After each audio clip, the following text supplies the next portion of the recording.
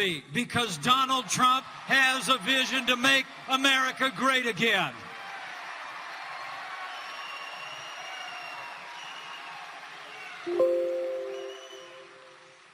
I answered the call for 3 reasons, and I'll share them with you briefly before I bring in the main event. Number one,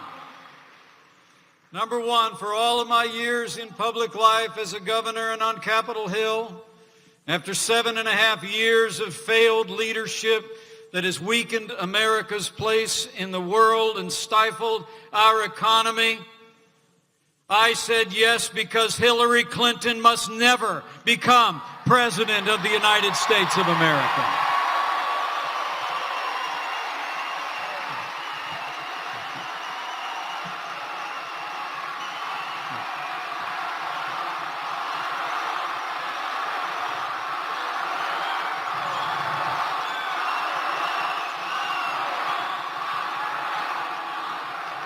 Secondly, I said yes in a heartbeat because I know what strong leadership can mean. Strong, common sense, conservative leadership has changed the trajectory of my state of Indiana. You know, it was about 10 short years ago, Indiana found ourselves kind of nestled in the midst of what the rest of America calls the Rust Belt. We were awash in deficits and debt, with a moribund economy. But then we elected strong conservative leadership. And in just 10 short years, as I stand before you today, as governor of the state of Indiana, we've been able to demonstrate that you can make record investments in education. You can build the roads and bridges of the crossroads of America. You can expand opportunities for disadvantaged families to choose the school of their choice. You can pass tax cuts every single year and still have the strongest balanced budget of any state in America. That's what strong Republican leadership can give you. And that's exactly what Donald Trump will bring to the White House.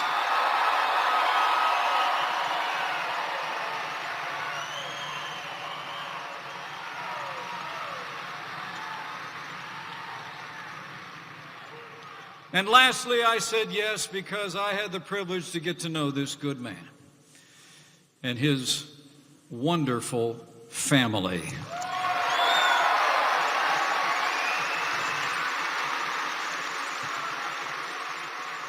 He's a dreamer.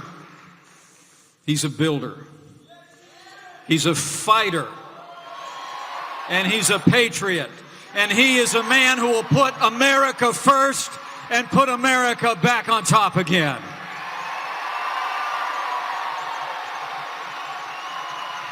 So let me say, for a stronger America at home and abroad, for a military that will be able to defend our nation and stand for our allies,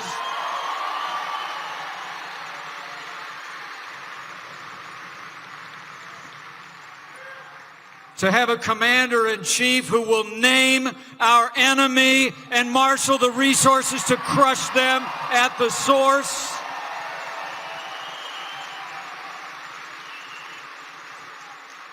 to restore fiscal sanity to Washington, D.C., to lower taxes for better trade deals and a secure border for the United States of America,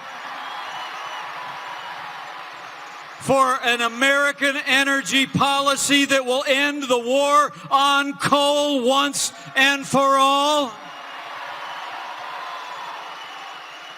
and for a president who will appoint justices to the Supreme Court who will respect our God-given liberties, the sanctity of life, and our Second Amendment. I give you the next President of the United States of America, Donald Trump. Whoa!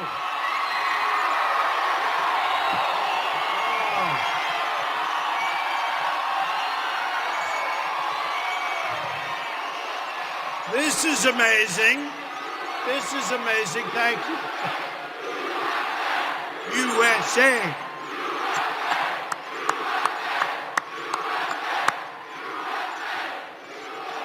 Well, I want to thank. This is incredible. You know, I had a press conference before, and one of the questions was, Mr. Trump, what are you doing? You're not supposed to be campaigning today. You've broken all the rules. What's going on? They're having their convention. Sir, you're not supposed to be campaigning. Well, guess what, folks? We're campaigning, okay? We're campaigning.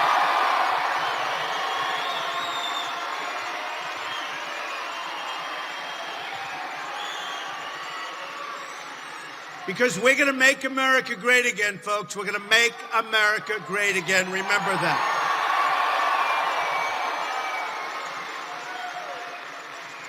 And they said the same thing, during the primaries. We had 17 people, very talented people, and they said the same thing. This will never work because Trump comes in, he has these big rallies, and then he leaves.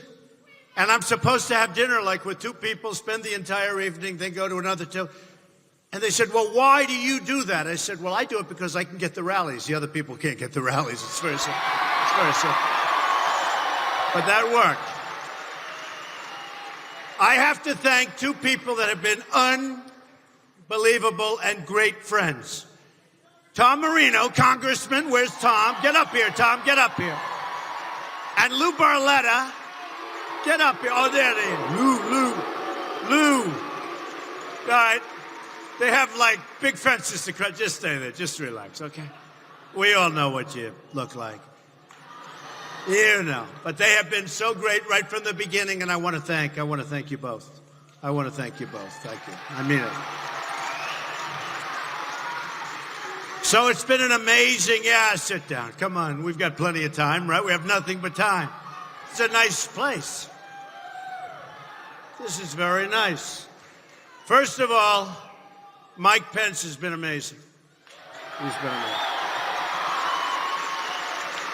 And one of the reasons, and this is 100%, one of the reasons I chose Mike was because Indiana, under his leadership, has done so well. It's done so incredibly. AAA bond rating. They have really low unemployment, one of the top few states. Everything is good, even for the veterans in terms of employment. I think it was 32 or 38. No, that's not the good number. That was when he got into office. And when he left, right now, basically, they were number 2 in the nation. He wants it to be number 1. That's incredible. That's veterans being employed by some of the folks in this room. So that was good. Now, when we won New York, we had these incredible victories.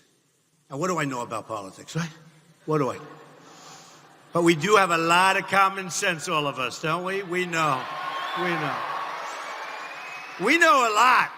We know a lot. When I had a run that was incredible. It started with New York. And you know what's nice? I won New York, Queens, you're right, Queens. He knows.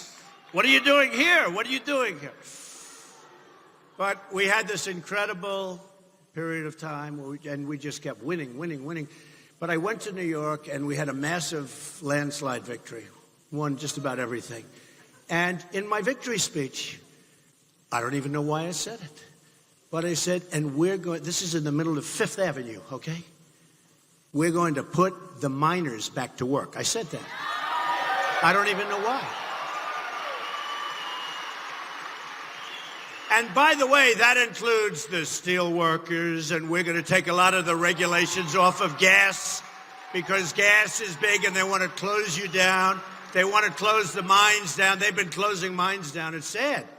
It's sad. But little did I realize that shortly thereafter, I'd go to a place called West Virginia. And did they love Trump? Did you see those numbers? And Hillary Clinton, crooked Hillary Clinton, she's really crooked. So Hillary Clinton, thank you.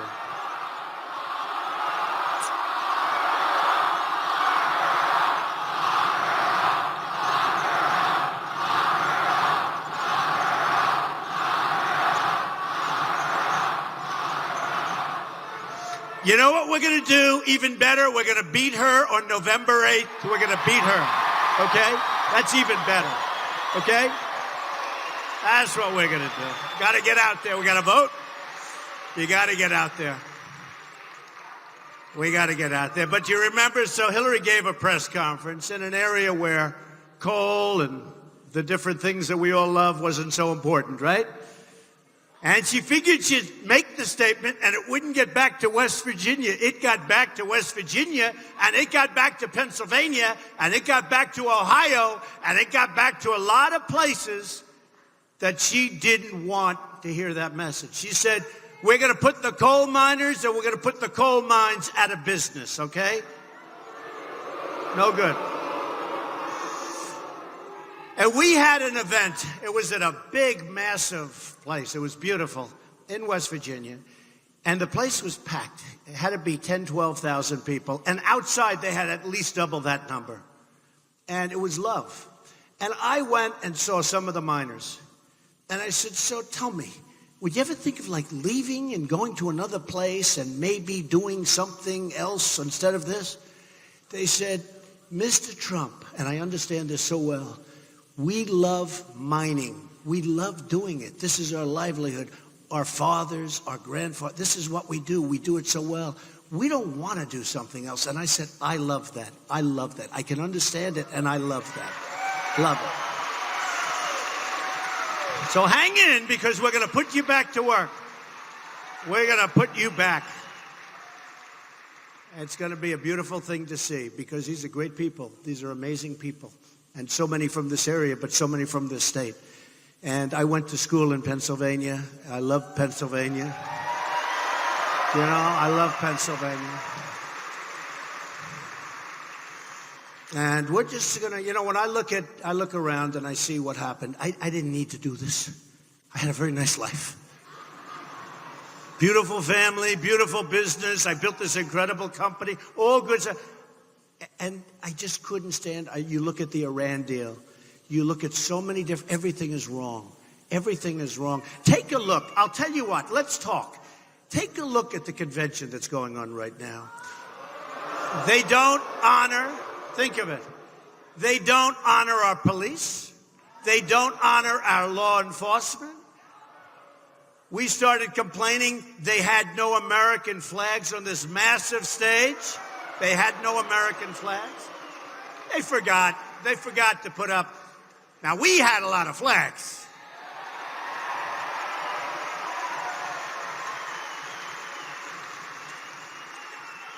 Somebody said, I can't see you, Mr. Trump. There are too many flags. I said, that's okay. We'll leave it that way.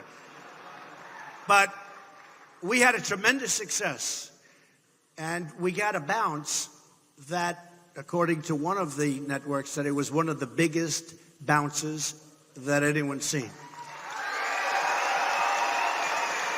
Now, I give a lot of credit for that to my family. My family, Melania and Tiffany and Ivanka and Don and Eric. And they talk about these people. They say stars, stars. I'd rather have those 5 stars, much more so. Those 5 plus 1, by the way. But they did an amazing job. And I have one of the stars with me. Shall I introduce you to Eric? Eric! Eric! Get over here, Eric. Come here.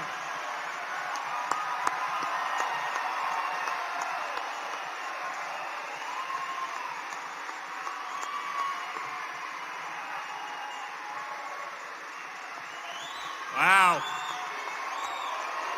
Look at this crowd. This is amazing. Well, you know what, guys? I had to come today. I spent so much of my youth in Scranton, in Carbondale, in Waverly. So many of my best friends in the world. I went to boarding school in Pennsylvania for 5 years, and I just love this state. But I know this area as well as anyone, and I just had to be here today. We have so many great friends here, and thank you. And you know, we just came off a convention, and we had the greatest time, and it was such an honor to be up there to talk about my father, and we had the greatest time, and we are so proud of him, and we are going to make America great again. We're going to win this in November, and we are going to make this country great again. Thank you very much, guys.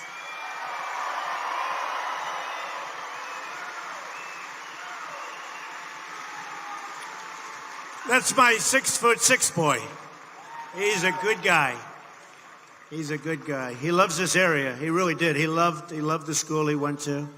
He went to the Hill School, and he loved it. And he did well. He did well. He's been doing well. I'm very proud of my children. Thank you. Thank you very much. I'm very proud of my children. So, President Obama today was interviewed on a show. I mean, look, honestly, if he did a great job as president, I don't care. If he's a Democrat, Republican, conservative, liberal, I don't care. If he did a great job as president, I would be so happy. And so would you. I would be so happy. It hasn't worked out that way, okay? It hasn't worked out that way. We're scoffed at all over the world. We're looked down upon all over the world. We're not respected anymore. We were talking about Putin today. No respect, no like, no nothing. You know, wouldn't it be a great thing if we could actually get along with Russia? Wouldn't that be a good thing? That would be a good thing. Not a bad thing, it would be a good thing. Wouldn't it be a good thing if we could make deals, trade deals with China, that instead of losing hundreds of billions of dollars a year and rebuilding China, the roadways, the airports, you have to see the tunnels, that we did much better than we're doing right now. And you know, I'm a free trader. I'm a free trader. I believe in it. But you need smart people to make great deals. We don't have the right people. We are being ripped off by every single country we do business with on trade. Every single country we do business with. We have people negotiating our deals that are political hacks. And these are deals that are so big. You know, you could take a mid-sized country, and the trade deals are bigger than these massive deals you read about with corporations. You know, you say, oh, massive deals. These are bigger deals. There is no bigger deal than our deals with China on trade. But it's a one-way street. They take their product, they flow it in, and by the way, for you steel workers, they dump more steel in this place because they're going to put you out of business. You're already mostly out of business, but they want to put you out of business. We're going to start making things again, folks. We're going to start making things again. That includes steel, but we're going to start making things again.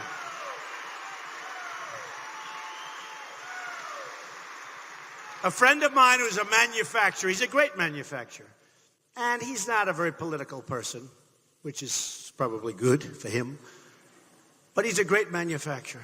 And he calls me up and he goes, you know, it's really sad.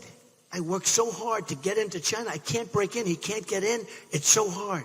Then he finally gets in, and he has to pay massive taxes on everything. And they want him to open up plants in China. We're not going to let you do this anymore. And I'm not even blaming China. I think they're doing the right thing for them. But they're killing us. They're killing us. And it's not going to happen anymore, folks. Not going to happen anymore. And the problem is, it's a one-way street. We pay tax. They don't take our goods. They make us build like crazy over there. You look at Boeing. They order 300 planes. They end up having to build a massive place over there. They devalue their currency. They're grand masters. They're the greatest in the world, ever. Japan's good. They're all good. We're not good. We don't know what's happening. And it's so easy to stop because they send their goods in. And they send them in without tax. And not going to happen. So here's the story. Here's the story. I won the state of Indiana, where I got to know Mike Pence. And one of the reasons I won, well, maybe the biggest reason was Bobby Knight came out and he said, you know, we want Trump, right? Look at her. We want Trump. But Bobby Knight was so great. But one of the big reasons I won Indiana was because Carrier Air Conditioner announced, actually about a year before. But I kept talking about Carrier. I didn't know I'd need, you know, it was going to be good for me. It turned out to be good for me. Because every time I made a speech in Indiana, I'd have so many of these 1,400 people that got laid off. They were in Carrier for years, some of them 30, 35 years. Good people. And one day, and if I didn't have the cell phones, oh, those cell phones where they take the pictures, it was all over the news. Somebody was taking a picture of this sort of mid-level manager saying, listen, we're going to fire everybody, and we're moving to Mexico. Just another case. But you know what? It's much more effective when you can see it. Let's say that same thing happened, but we didn't have the picture of these people that were devastated. They were devastated. This has been their job for many years, and it's a good job.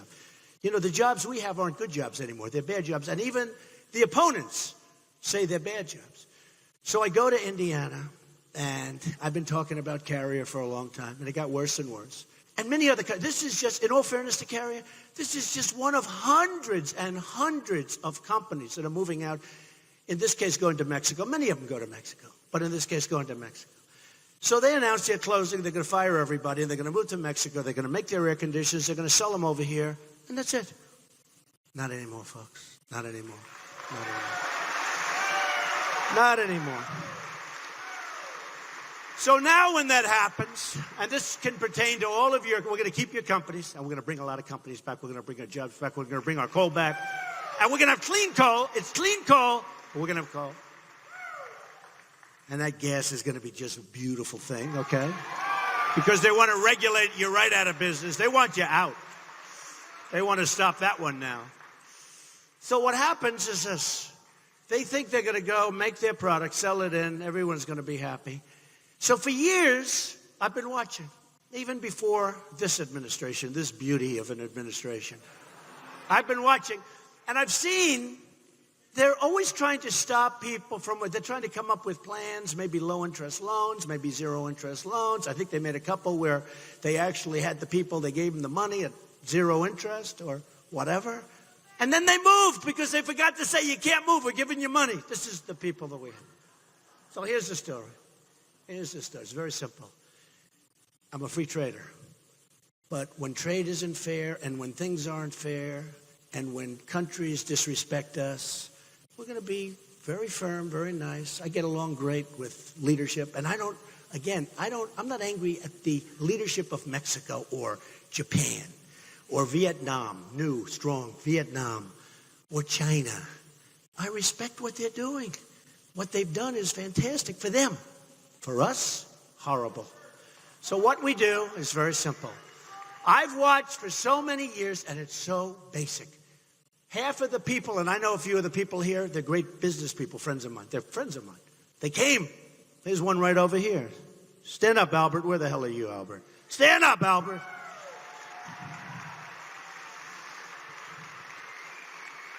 He's a good golfer, but I'm actually a better golfer than him. Right? Okay. But I have a lot of friends in the room. Great friends. But here's what we're going to do. They're going to make their product. Now, here's what they want to do. They want to make their product, send it in, sell the product in Indiana and every other place like nothing happened. There's going to be consequences now. So we tell them. Now, if you get to them early enough before they build their plant, you say, listen, we're really happy that you're moving to Mexico. We think it's wonderful. Very hot, but we think it's wonderful. But here's the story. If you're going to move to Mexico, every single time you make an air conditioning unit, we're going to charge you a 35% tax, okay? Every time. We're not going to give you money. We're not going to loan you money that you don't need. This company, they don't need money. They got plenty of money. This has nothing to do with loans. This has nothing to do with anything. So all these incentives that our government, which is complicated, you know, loaning money and giving money and doing tax abatements, very simple.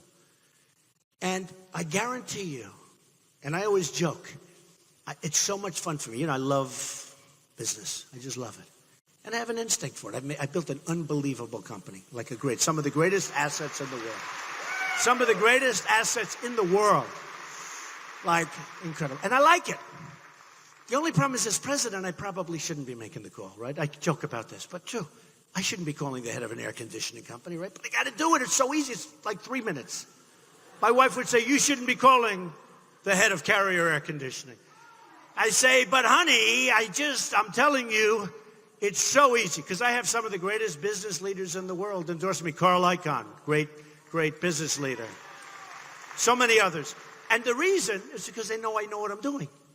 So what happens is this. I got a call. Okay, the worst, I'll have one of my killers call, all right? One of the people that you wouldn't like very much, but who cares? You wouldn't want them out for dinner. Some are actually nice, but most are rather ruthless and vicious. But that's what I want negotiating. I don't want our political hacks negotiating, right? I want these guys. So, but a few I have to do myself because it's fun. So we call him. And he'll go, yes, Mr. President, it's a great honor to talk to you. Great honor to talk to you also. Listen, you're moving. I understand you're leaving. You're going from Indiana to Mexico, right? Yes. Well, I hope you change your mind. Well, sir, we won't. Now, you have to understand, I will be hit by every lobbyist and every special interest group in America in order to not make the call, in order to let the deal die, like Hillary Rodham Clinton. Hillary Rodham Clinton. So, that's crooked Hillary. So look, here's the story.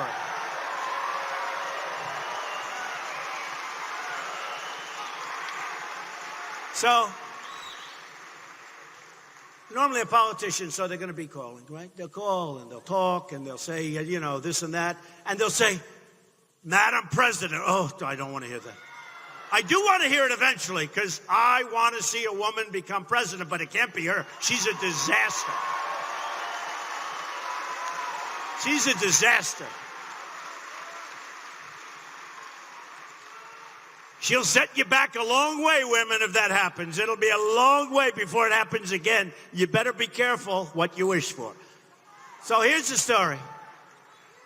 They'd say to Hillary, they'd say, you can't do that.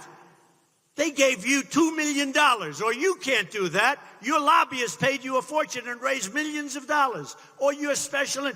She'll go, you're right, I can't really do that. That's the end of it. Okay, that's the end. So they move to Mexico. They'll sell their goods. We have our 1,400 people unemployed, and I'm talking about times thousands of jobs, millions of jobs. Now, here's the difference. Me, they call, I don't care.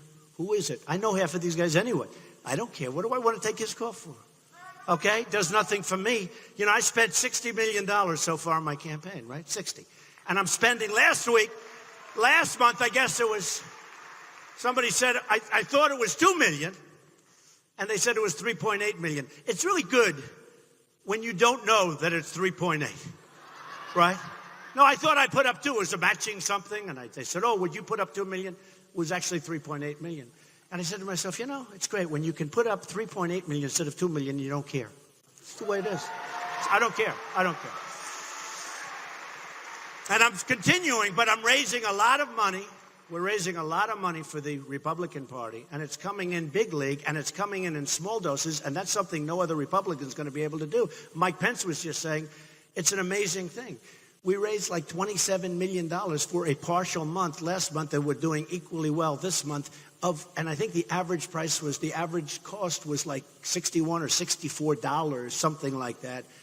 And that doesn't happen. That happens for Bernie Sanders because it's a different kind of mentality and thinking. And by the way, poor Bernie. He just wants to go home and go to sleep. Please. No. He wants to go to sleep. Who can blame him? Who can blame him? Who can blame him? He wants to go home. Did you see he left very early last night? He's exhausted. But we're going to get the Bernie people, a lot of them, a lot more than people think, because I know the trade. He was right about one thing, trade. He said we're being screwed on trade, and he's right. He's right. What's happening with trade is right, and we'll talk about it a little bit more. Then we're going to talk about the border. We're going to talk about our depleted mineral, little things. But look, Bernie really hurt his legacy, because if he would have gone all the way, and if they would have had some kind of a march, and then he goes back to being the senator, I think it's a lot better than the way he sold out to Hillary Clinton. He sold out. I mean, other than trade, and the problem is he knows trade's no good. The difference is I'll do something about it, big league. because I like the trade, but we got to make great deals. Somebody said to me, well, are you a free trader? Yeah. Are you a fair trader? Yeah. I'm everything. I could name 10 different forms of trade. I know every one of them. Hey, the Wharton School of Finance right here in this great state, right? But the best school, number one, best school. Okay. So here's the story. So I can name all of them. So one of these characters back here, look at all of them. You know, for a group of people that said, why are you campaigning? Boy, do we have a lot of people back there. You know what? For a group of people that asked me this morning, sir, this isn't traditional that you would be out on the stump. Why are you campaigning? Man, a hell of a lot of people showed up for this, didn't they? Look at them. Unbelievable. Unbelievable.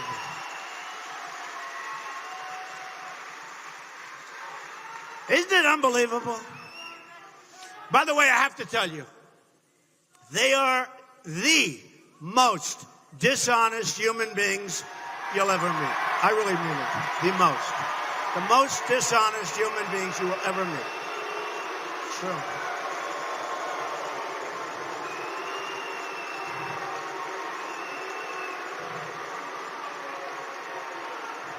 It's true.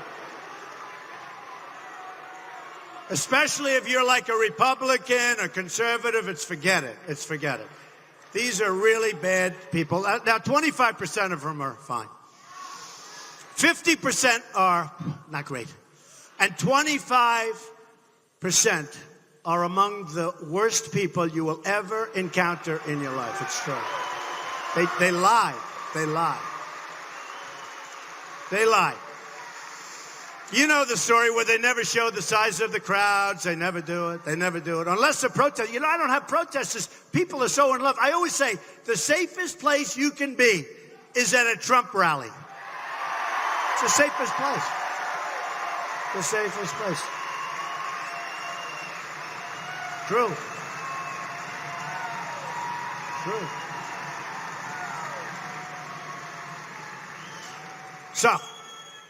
So we're going to bring it all back. It's going to all come back. It's going to come back bigger and better than you've ever seen it before. You're going to have jobs flowing in, believe me. You're going to have the carriers of the world say, I think I'm not going to leave because now we're playing with a different kind of mentality. They're not going to leave because they're going to say we're not leaving. Now, if they want to go to another state or that's different. You got to all sort of negotiate with each other. Good luck, folks. Good luck, our congressman. Good luck. But you know, when they start leaving our country for another country because we're the stupid people, that's not going to happen, okay? That's just not going to happen. So if you look at what's going on right now in a place not so far away, a place that I happen to love called Philadelphia, I love it. You've got people that are fighting and trying to make their point, and they don't know what's happening. Because remember when I ran and everybody said, well, Trump won, beat like all of these people, all these professional politicians, and some very good people like Ben Carson, who's great, he endorsed me, great people. But very capable people. And I wrote it down, they have these signs, okay? They haven't mentioned ISIS. They don't want to mention it. Why? Because they created it. So they don't mention ISIS. I told you before, they don't mention our police or our law enforcement, and they wouldn't have those doors open for 2 minutes if it weren't for the police. They wouldn't have them open for 2 minutes. Right? They wouldn't have them open.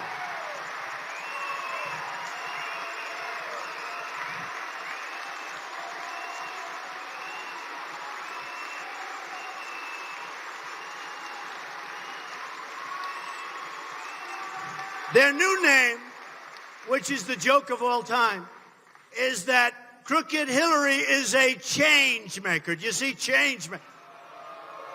You know, they probably paid $2 million for the guy who came up with that slogan.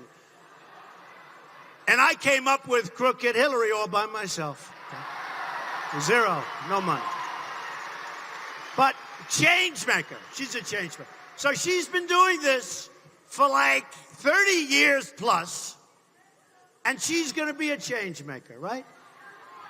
She's not going to change because the special interests and her lobbyists will never, ever, ever let her change. Believe me, they will never let her change, even if she wanted to, and she doesn't want to. okay? Look at TPP. So TPP, Trans-Pacific Partnership, right? A horrible deal that she was totally in favor of. She said it was the gold standard not long ago. It's the gold standard of trade deals. Well, remember this. The worst deal ever signed from an economic standpoint in the history of our country, right? NAFTA. Signed by who? Bill Clinton. Who, by the way, gave a speech last night, but he didn't mention my favorite chapter. He left one chapter out. Oh. Man, I met a girl. You know, it's funny. When he started the speech last night, he said, I met a girl. And I said, that's politically incorrect. That's what he said. And I saw Rachel Maddow give him hell over that. It's not girl. But he said, I met a girl. And a lot of people thought that was nice. But I said, watch. And Rachel Maddow knocked the hell out of him because he said he met a girl. Because it's supposed to be, I met a woman. I met a woman. I don't know. Maybe we'll fight for him on that one, right? And didn't he say, I then grabbed her? And I said, boy, this is getting a little crazy now. What's going on, right? I grabbed her. And then when he said that, I knew that my favorite chapter would happen. And it didn't happen. He didn't talk about the kinds of things we want to hear about. So what are you going to do? But he's in there pitching, right? He's in there pitching. So look, here's the story. They call her a change maker. She's not a change maker. She's not a change. She wants to keep it just the way it is because it's a rigged system. She was very, very disloyal. Now, the last person that I like is Debbie Wasserman Schultz. Okay? This person is a disaster. And she has been for a long time. We'll take our Reince Priebus any day, right? We'll take. Reince is a great guy, and he's done a great job, and we had a great, great convention. And I'll tell you what, Cleveland did a fantastic job. They did a fantastic job. But think of how disloyal Hillary Clinton was to Debbie. Think of it. This was her crooked person. This was her dishonest person. This was her person that was rigging the system for her. She rigged the system. Carson never had a chance. His people never had a chance. I knew that. I was saying, I'm the one that came up with the term rigged system. And I said it a year and a half ago pertaining to my system. And frankly, had I not won all of these states by massive landslides, I wouldn't be standing here. You'd have some stiff. And there'd be 10 people in the office. You know what? You'd have a different kind of a guy. There'd be about 12 people sitting in the first row. Our 2 congressmen wouldn't be here. They'd say, oh, we don't want to be here. It'd be a whole different thing. And you'd be down 12 points instead of up 7 in the state of Pennsylvania. Right? Right? That's the way it is. But here's the thing. I'm a loyal person. When Corey had a problem, I was loyal. I stuck with him. Everyone said Corey should be fired. Why? I looked at a tape. What happened? I'm a loyal person, okay? I'm a loyal person. You got to be loyal to people if they do nothing wrong. Now, in her case, she did a lot wrong, but she did it wrong. You know, she knew. Hillary Clinton knew what she was doing. She knew the system was rigged. And as soon as she got caught, because the emails came out, and as soon as she got caught, Hillary Clinton said, you're fired. Get her out of here. Get her out of here. That's what we have. It's weakness. It's disloyalty. And this woman, she wanted so hard. Remember, she went the other day in front of the Florida delegation. Oh, did they rough her up? But she deserves it. Look, she's a dishonest person. She deserves it. But she rigged the system against Bernie in favor of Hillary. And Hillary dumped her like so fast, like I've never seen before. And that's not what it's about. Loyalty can be a wonderful thing. And in this case, I thought it was incredible what happened. Now, the things that were on those emails were incredible.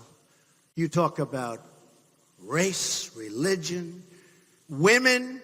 By the way, if I ever said the things that are on those emails, I would have been run out of town, and probably had I gotten the nomination, I would have been forced to come to Scranton, stand right here and say, I'm getting out of the race. They were the worst things, and they're trying to slough them off.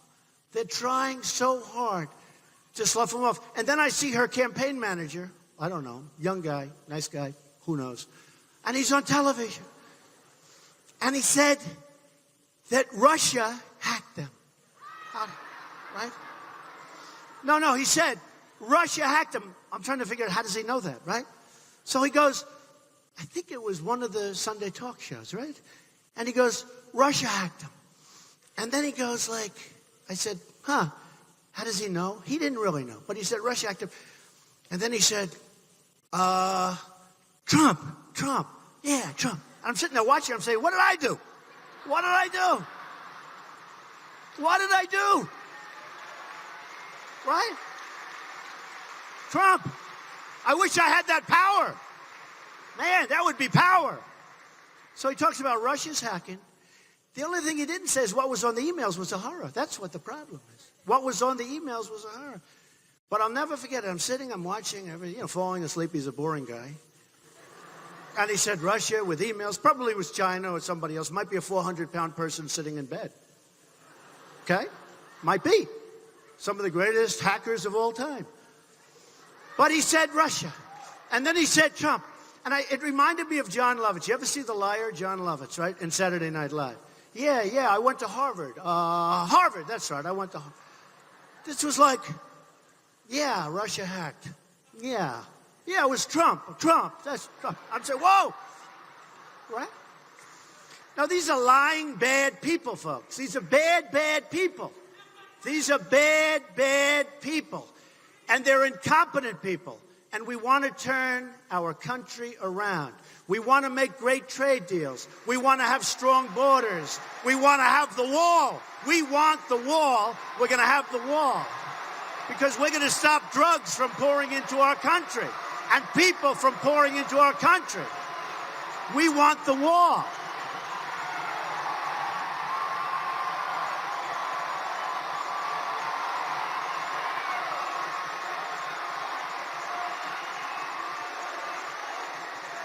All right, I'll give you a quiz. Do you want the quiz?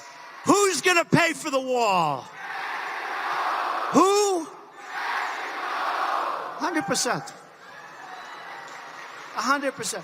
You know, I have these clowns, and you can hold it to them. Honestly, you hold me to it. I have these clowns in the back, these pundits. And they'll say, Mexico's never going to pay for the wall. Mexico. You know how much money they make from us each year? And I'm not including with the drugs. I'm leaving that out. No, I'm not. Which really is a terrible thing, because when I won New Hampshire, the New Hampshire people were unbelievable. My first victory was in New Hampshire, where by the way, I hear I have a 7-point lead. You know? I got to tell you, it's funny. I have people, politicians, they're running. And some of them embraced me, like these two characters, okay? But some of them said, oh, Trump is too controversial. And then I run. I don't care if they endorse me or not. It doesn't make any difference to me. I think I do better, Rob. I might do better without endorsements. But I have states, the great Rob. Stand up, Rob. Will you please take a bow for 2 seconds? So, and if I don't win this state, you'll never be standing up again. That I can do. Right? You better believe it. So I have these politicians, and they're running, and, they're senators. And they say, no, we don't want anything to do with Trump. We don't. Oh, it's too controversial. Do you endorse? Well, we support him. Please don't ask me that question. Then the poll comes out where I'm leading that senator, or whoever it may be, by a hell of a lot. And all of a sudden, we love Mr. Trump. He's great for America. This is what we deal with, folks. Okay, this is what we deal with. But in New Hampshire, got a nice lead, supposedly. A poll came out 7 points, 8 points, more, something like that. A very good lead. We're doing well. We're doing well in states. And remember this. If a person on the stage with me, and I speak well of all of them now, because it would be nice if the party unified. I don't think it matters from my standpoint I really don't. I don't think it matters, but it would be nice. I don't know why, but it would be nice because we have to win. But I will say this. We open up states, meaning me, meaning you. You know, we're together. I'm a messenger. I'm a messenger. That's all I am. Believe me. Believe me. I'm a messenger. That's what I am. That's what I am. You know, I was using this phrase for the last couple of months, and I use it again. America first. I use another one, but I use another one. I use another one. The forgotten man. Now, I have to add and woman, but there is a old thing going around called the forgotten man. It's the forgotten man and women. We have forgotten men and women who work hard, who are making less money than they made 18 years ago, who are working much harder than they worked 18 years ago, and now they're older, who can't afford their health insurance, who hate looking at what's happening, who can't stand the fact that a priest in France has his throat cut and he lies dying on the ground, and they can't stand the fact that we're letting thousands and thousands and thousands of people pour into our country from areas of the world, and we are going to have problems like you've never seen. I've been very good at prognostication, folks. You see what I've been saying has all come true, pretty much. And Hillary Clinton wants 550% more than Obama of people coming in from that area of the world. We don't have documentation. We don't have paperwork. We don't really know who they are. I've spoken to the best law enforcement people in this country, and they say there is really no way of saying who they are and where they come from, okay? They even stole our passport machine. Did you see that? They stole our passport machine, and they can make passports better than we can make passports, okay? So these people are pouring in, and some of these people are going to cause problems. And with me, we're going to do safe zones. We're going to help people. We're going to get the Gulf states to pay, because I don't want to pay our country. We owe $19 trillion. Going to be $21 trillion very soon. We are going to build safe zones, and we're going to get the Gulf states that we protect. They wouldn't be there. They have nothing but money, and they're going to pay for the safe zones, and we're going to build them in Syria, and we're going to take care of people. But you know what? We're not going to pay for it because we can't pay for it. This isn't 40 years ago. This isn't 20 years ago. This is now. And we're going to make our country so strong. And we're going to renegotiate our military deals. You know, I'm taking a lot of heat where they say, oh, NATO. What he said, all I said is, we have many countries. We have 28 countries in NATO, right? There are 5 that are paying their way. The others, because you don't get it straight. They say back there, Donald Trump doesn't like NATO. Well, I think NATO's great. I said it's obsolete. Wolf Blitzer on CNN asked me a question. He said, no, he's fine. He said, what do you think of NATO? Now, you have to understand, I've been a businessman, but I have good common sense and I have business instincts. And I said, NATO's obsolete because it's not covering terrorism. And everybody smiled, laughed. They thought it was funny. 3 days later, they're all saying, you know, Trump's right. It's not covering terrorism. And then a few weeks later,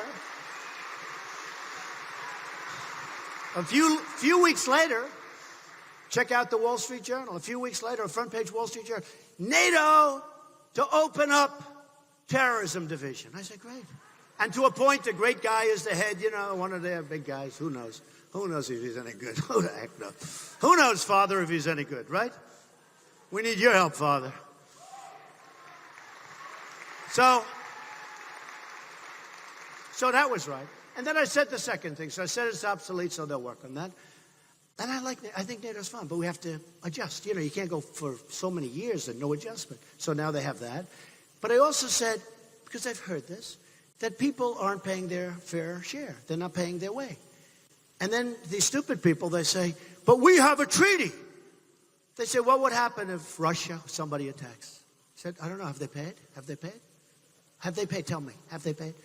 Well, they haven't paid, but we have a treaty. I said, yeah, they have a treaty too. They have to pay. We're going to end up in World War III protecting people, and these people can't pay. We're going to protect. And there's an article right here that says, cover, Trump is right. 5 countries out of 28 are paying their way. So I want them to pay. And here's the story. They will pay if asked by the right person. They'll pay. They'll pay. And Hillary Clinton said, we will protect our allies at all costs. Well, how the hell can you get money if you're going to say that? And we need money. We have massive, massive deficits. We need money. We need money. So it sounds cold. It sounds terrible. And then tonight you'll listen to Obama saying, Donald Trump wants to give up NATO. He doesn't say it right. I want to keep NATO, but I want them to pay. I don't want to be taken advantage of. We don't want to be the stupid people anymore, okay? We don't want to be the stupid people anymore. We're protecting countries that most of the people in this room have never even heard of, and we end up in World War III in a country, just, come on, give me a break. Now, if they live up to their obligations, as they should, and by the way, if they do that, they'll have more spirit in a certain way, okay? But they have to pay. Same thing with Japan and Germany. Can you believe? A lot of people, before I ran, did anybody know that we were protecting and paying for a large portion of the protection of Japan, which sells us cars by the millions, and Germany, and Saudi Arabia, and South Korea? We sort of knew because we have 28,000 soldiers on the border. So I said, here it is. You got to pay. Got to pay. So I talk about Japan. Love Japan. Many friends in Japan. Great country. They sell us cars. I mean, you talk about rip-offs. You want to see a trade imbalance? We sell them wheat. They sell us cars. We sell them beef. And they don't even take the beef because their farmers say, we don't want American beef, right? Even though it's the greatest beef in the world.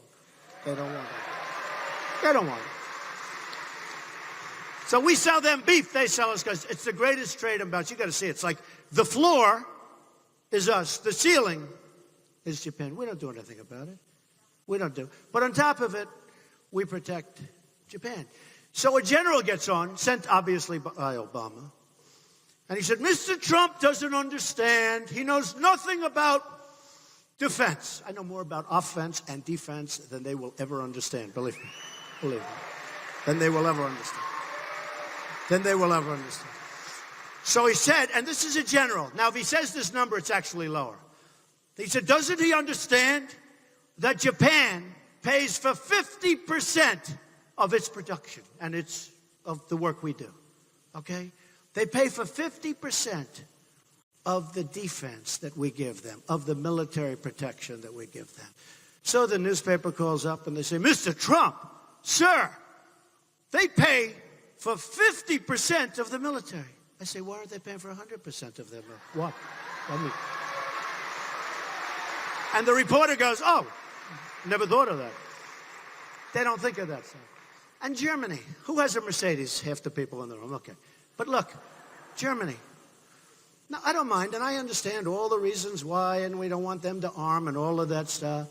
But, if the man that we know so well, who's always threatening everybody in the region, North Korea, if he all of a sudden gets a little more frisky than just words, we end up in a massive war protecting somebody. Now, here's our treaty with Japan. Again, I love Japan. I respect Japan.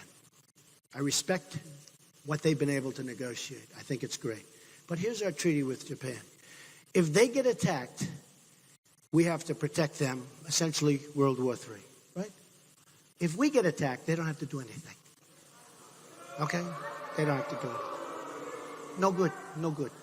Then they'll say, Donald Trump, you'll hear it tonight. They have all these guys lined up. Donald Trump doesn't know about, I know so much. Now, if we...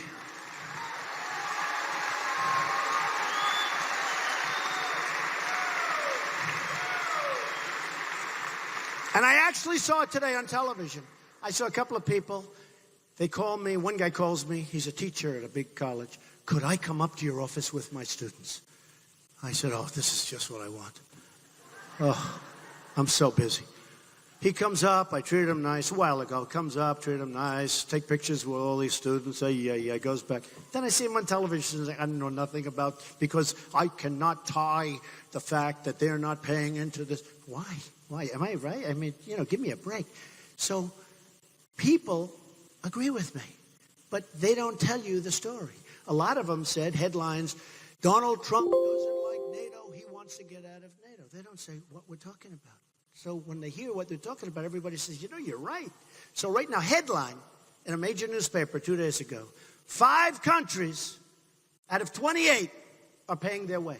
The rest of them aren't. Some are paying nothing because there's nobody to ask them. There's nobody to ask them. So we're not going to be the stupid country anymore. We're not going to be led by stupid people anymore. And we're going to do such...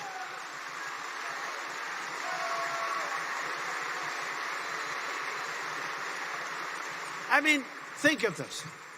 I had a moment where I said, we're going to renegotiate NAFTA. Everyone said, oh, that's terrible. What's wrong with renegotiating, right? We're going to renegotiate the NAFTA deal. It's draining our jobs, all this stuff. Everyone said, oh, Donald Trump wants to renegotiate. He's against free trade. I just want good deals. That's all I want. But all I want is good deals. Call them whatever you want, right? But it was a big story. Donald Trump is going to renegotiate NAFTA. Isn't that terrible? I said, let me ask you a question. So I'm a good negotiator. So we get in the room with these folks. I tell them pretty tough stories because I mean it. Because you always have to be prepared to walk. You have to be. You cannot go into a negotiation unless you're prepared to walk. I'm prepared to walk from a bad deal. It's a bad deal anyway. So I'm prepared. You guys, I guarantee, are prepared to walk.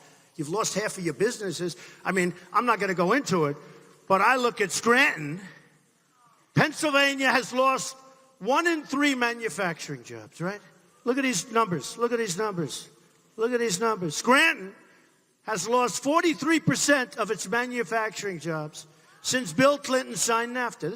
This is just 43% of your manufacturing jobs. So I don't think you'll be hard to convince. I mean, you're smart people. But look, why would anybody be upset if I want to negotiate deals, make them better? Why would anybody care? So I say I want to renegotiate NAFTA. And the newspapers, only the newspapers, they say, that's terrible. And I'm trying to figure out why. They have the National Review and some of these conservative groups. He wants to renegotiate these deals. We're losing a fortune on these deals. So if I negotiate these deals and I make them from bad deals to good deals or maybe even great deals, why would anybody be upset? They're upset about it. I don't get it, but I don't care because I'll do it. Okay, I'm going to do it. But nobody understands. Now, today or yesterday, Hillary Clinton said, first time ever in her life, right? I am going to renegotiate trade deals. Not one mention of my name in the article. Not one mention. Not one mention. TPP, gold standard, right? She had the gold standard. She then saw me on television knocking the hell out of it because they don't talk about currency manipulation and devaluation. They don't talk about many of the problems. Plus, you know what? I want to make a deal, not a massive number of countries. I want to make a deal one-on-one, individual countries. Nice and simple, nice and simple. Nice and simple. 1, 2, 3. You we don't like, you're bad. 4, 5, no good. 6. These deals are so complicated. So it's a 5,000-page document that the only people in Congress that read are our 2 congressmen, and I promise you they didn't read them either, okay? Don't worry. So this is a 5,000-page document that nobody read. Remember Obamacare? Remember when Obama came out, it was thousands of pages, and they went to Congress and nobody read it? And then you had the wise guy from one of the good schools, and he said it was a con job. He said it was a con job, and everybody was going to just go after that guy. And you know what happens? A couple of weeks go by, they forget. But I remember, and I will bring it up. Remember the guy? He said that Obamacare was a con job. Remember that? It was all a big con. And 2 weeks go by and they sort of fades. Then 4 weeks go by, it's over. But it's not over with me. So here's the thing. I want to do individual countries because what happens is when you do a lot of countries, number one, too complicated. You got to see the lines on this thing. I looked at it. 5,000 pages. You got to see the lines. It's here, here, here. It's like the craziest thing. Impossible. And if the country, one of the countries is bad, you can't get out. Because it's such a complicated web. I want to make trade deals with individual countries, nice and simple, nice and beautiful. Nice and beautiful.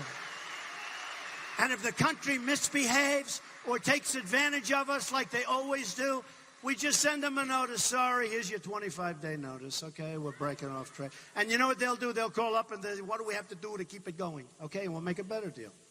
It's what we do.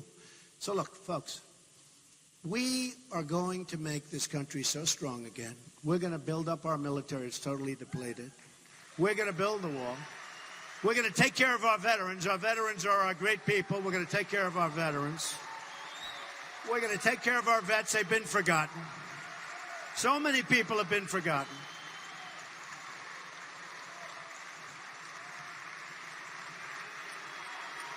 Thank you. Thank you. Thank you.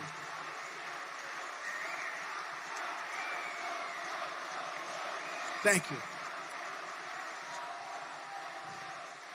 I just ask you this one thing. I didn't need this, and neither do you, sitting in this room that's about 200 degrees, okay? The only good thing is you lose a lot of weight. But look, what I ask you is this. You have to go November 8th, and you have to vote, or we've just all wasted our time. This is a movement, but it's only really a movement if we win. I tell the story a lot about people that tell me what you've done has never been done in politics before and all that stuff. I say, no, it doesn't mean anything. If I knew that I wasn't going to win, I wouldn't even waste my time doing it. I wouldn't waste my time. They said, no, in terms of history, what you've done has never been done. I said, it doesn't mean a thing unless we win, okay? It doesn't mean a thing. Because we can't do what we're going to do. And it's so simple. We're going to make things fair. We're going to make things fair. So I only ask you one thing. Get every person you know. We have to win the state of Pennsylvania. And I can't believe she has many fans here. I can't believe she has many fans here. I don't believe she has many fans. And the miners and the steel workers and the executives and the professors, we've got them all. We have to get out there. We have to vote. We can't sit back. Because this is a really vital state. And you're going to see, because she's got $1 billion to blow, and she'll put in these crazy ads, much of which is wrong. I'd go into it, but I don't want to even bother. But they're wrong. They're false. But she's going to put on all these ads. And you know what? They're false ads. Thank you, darling. I love you, too. Look at her. I love that one. But look. Thank you. She's going to put ads. You know, when I was running in Florida, I won in a landslide. I went through 2 weeks of ads. I was down there. I said, this is the most incredible thing I've ever seen. You couldn't see. I was dying to see an Ivory soap ad. But there wasn't. Because Trump was all negative ads. And I won in a massive landslide. So somehow people understand the truth. Because they're really phony ads and false ads and vicious. But here's the story. Come November 8th, you have to get out and vote. Because it is a movement. And it's a movement like nobody's seen. They're talking about it all over the world. We're on the cover of Time magazine every 2 hours. Many covers on Time magazine because of what's happened. And, you know, my whole life, I've been on Time magazine, I think, a couple of times. My whole life. Not so bad. And the last number of months, I think it's 6 or 7 times, right? That's pretty good. So you tell me, what's more important, real estate or politics, right? But what really is more important is making America great again. And that's what we're going to do. I love you.